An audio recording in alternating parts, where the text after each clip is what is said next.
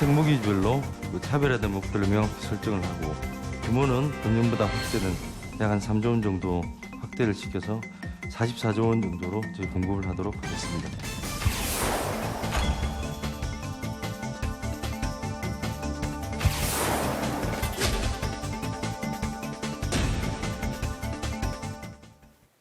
2017년 새해를 맞아 각종 금융제도가 달라지게 됩니다. 큰 기조는 투자를 늘릴 수 있는 방법을 유지하면서 대출을 줄이는 방향으로 개선되는 건데요. 올해 소비자들이 꼭 알아둬야 할 금융제도는 무엇인지 동국대학교 경영학과 강경훈 교수와 함께 꼼꼼히 살펴보겠습니다. 안녕하십니까? 안녕하십니까?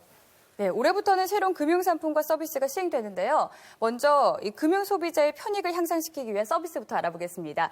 그 내 손 안의 뱅크, 인터넷 전문 은행이 2월부터 시작이 되는데요. 어떤 내용인가요?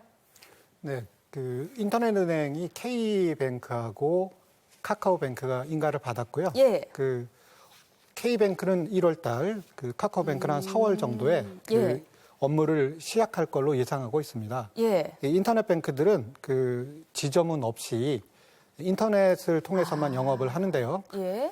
그 은행의 모든 서비스를 제공할 수 있기 때문에 예. 좀 더 그 편리한 서비스를 제공을 할 수 있을 것으로 기대하고 있습니다. 그러니까 지점이 없이 핸드폰으로 결제, 송금, 예금 가입, 대출 이런 것들이 다 가능하다는 거죠? 네, 그렇습니다. 예, 알겠습니다. 그렇다면 인터넷 전문은행의 안정적인 운영을 위해서 그 출시 전에 서비스와 상품을 사전에 검증할 수 있는 시스템이 마련돼 있을까요? 네, 이거는 이제 금융규제 테스트 배드 제도가 도입이 돼서 이제 시행이 되고 있는데요. 예. 이 금융규제 테스트 배드 제도라는 것은 그 여러 가지 이제 새로운 금융 서비스가 출시되었을 때 그 이인 허가를 받기 전에 그 시범 영업을 이제 해볼 수 있는 그런 제도입니다. 이게 이제 영어로는 그 레귤러터리 샌드박스라고 해서 왜 모래사장 있지 않습니까? 이 어린이들이 놀 수 있는 그래서 이제 마음 놓고 놀 수 있는 그런 모래사장을 제공해 준다. 아마 이런 취지로 보실 수 있겠습니다. 예, 그렇군요. 그리고 지난달 9일부터 시행된 계좌 통합관리 서비스가 시행 10일 만에 그 약 150만 개 휴면 계좌를 정리하면서 큰 호응을 받고 있습니다. 그 이제는 온라인뿐만이 아니라 은행 창구와 모바일 앱으로도 확인이 가능해진다고요? 네, 그렇습니다. 전에는 이제 인터넷을 통해서 제공이 되었는데요. 이제 모바일로도 가능하고 그리고 그 하반기에는 이용 가능 시간도 더 확대될 걸로 그렇게 예상하고 있습니다. 아, 그렇군요. 이용 가능 시간이 오전 9시에서 오후 5시였다면 그 하반기에는 오전 9시에서 밤 10시로 연장이 되는 겁니다. 네. 예. 그리고요. 그 알파고와 이세돌 구단의 세기의 바둑 대결 이후에 그 로봇에 대한 무한한 가능성이 주목받고 있잖아요. 그렇다면은 그 금융권에서도 로봇이 직접 고객의 자산을 관리해주는 시스템이 있을까요? 네, 이미 미국에서는 이제 로보 어드바이저들이 그 자산운용 서비스를 제공을 하고 있는데요. 우리나라에서도 이제 올해에 이게 도입이 될 예정입니다.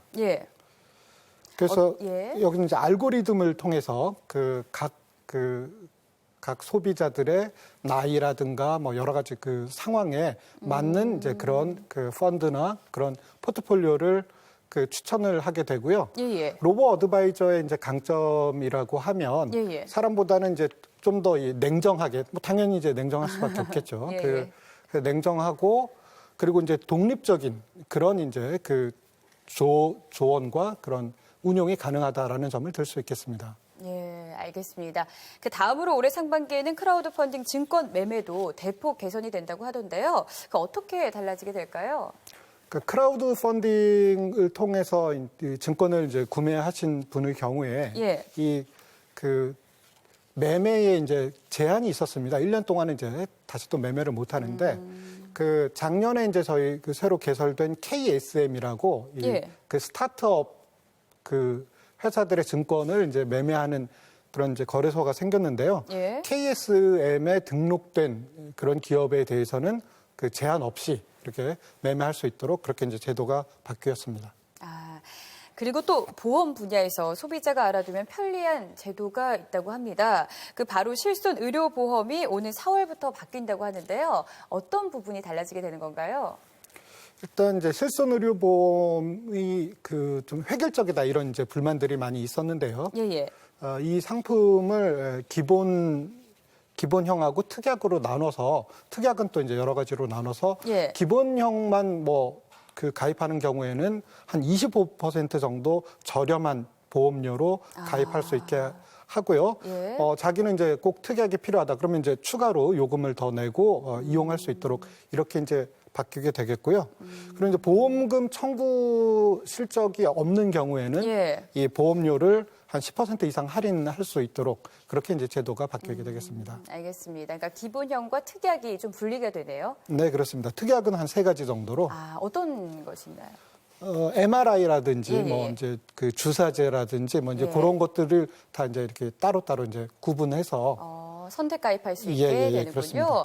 그리고 가계금융 부문에서는 은행권의 여신 심사 가이드라인 시행 등으로 앞으로 대출 심사가 더 깐깐해질 전망인데요. 어떤 이유에서인지 달라지는 내용도 함께 짚어주시죠.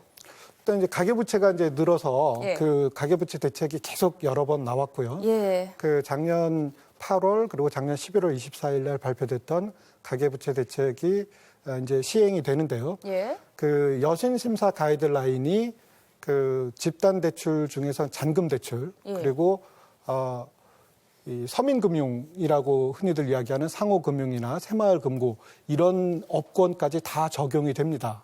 그래서 그런 업권이나 집단 대출 중에서 잔금 대출을 받을 때 예. 거치를 못하고 이제 바로 이제 원리금 상환에 상환으로. 들어가야 되고요. 예. 그 외에 이제 그 소득 증빙 자료를 좀 더 엄격하게 본다든지 예. 그런 이제 변화들이 있겠습니다. 알겠습니다. 그리고 또 올해는 서민들이 체감할 수 있는 금융 지원들이 많아졌으면 하는 바람인데요. 그 서민과 중소기업에 대한 금융 지원 확대 계획은 어떻습니까?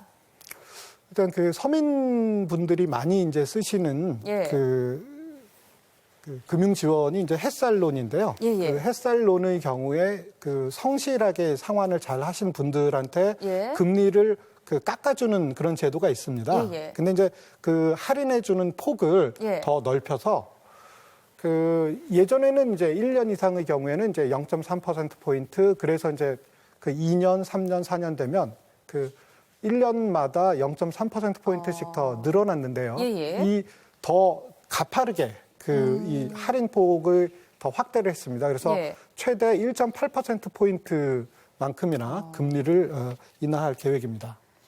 예, 그 할인 금리 인하폭이 최대 1.8%포인트까지 확대가 됐는데요. 예.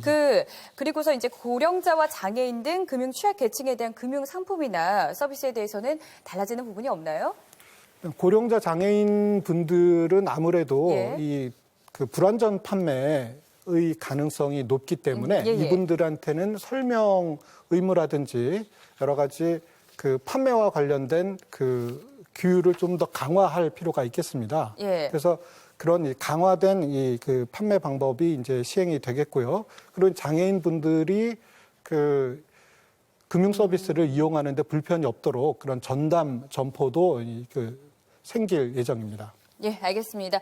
실생활과 밀접한 제도도 달라지는데요. 그동안 자동차 사고가 났을 때 피해자와 가해자에게 보험금 지급액만 통제 불편함을 주기도 했었는데 이 부분은 어떻게 개선이 되나요? 일단 그 보험금 수준이 예. 그 소득이 늘어난 부분을 이제 반영하지 못하고 이 금액이 좀 크지가 않았습니다. 그래서 과거에는 이게 4,500만 원, 4,000만 원 이 정도 수준이었는데요. 예.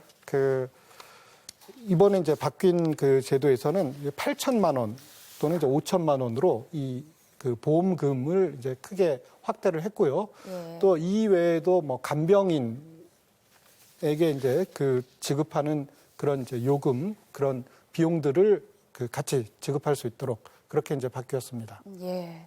오늘 2017년 달라지는 금융제도에 대해 알아봤습니다. 지금까지 동국대학교 경영학과 강경훈 교수와 함께 이야기 나눴습니다. 오늘 말씀 고맙습니다. 감사합니다.